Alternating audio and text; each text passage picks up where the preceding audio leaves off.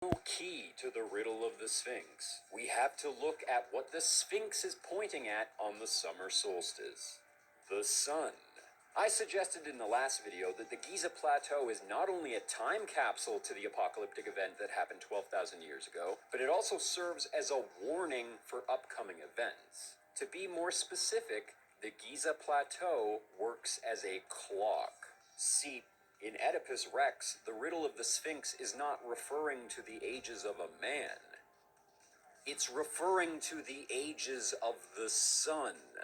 And all of it ties in with the stories of the Egyptian gods. The Sphinx starts as a baby on all fours, grows to an adult on two legs, then finishes off as an old person on a cane.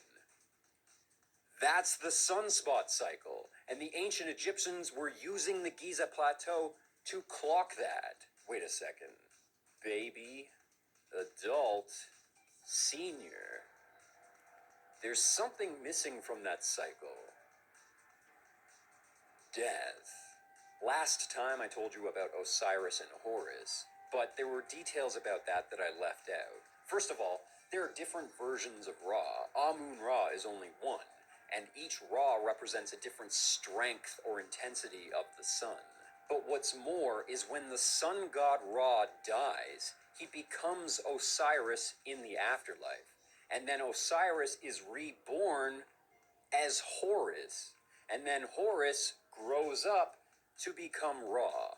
Again, that's the sunspot cycle. Each god represents a different characteristic of the sun. But the really scary thing about Ra is that his job is not to govern the sun. It's to protect the earth from a persistent destructive force. The implication of the belief being that when Ra dies, that destructive force is unleashed on us. Without Ra, we die. So, when does this happen?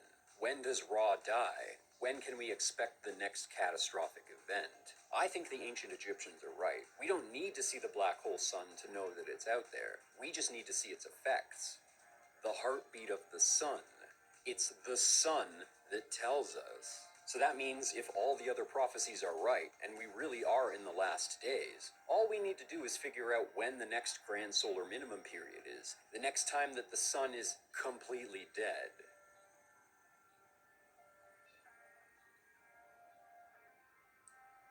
Yeah. So anyways, in about 30 years, the sun is just about to do that.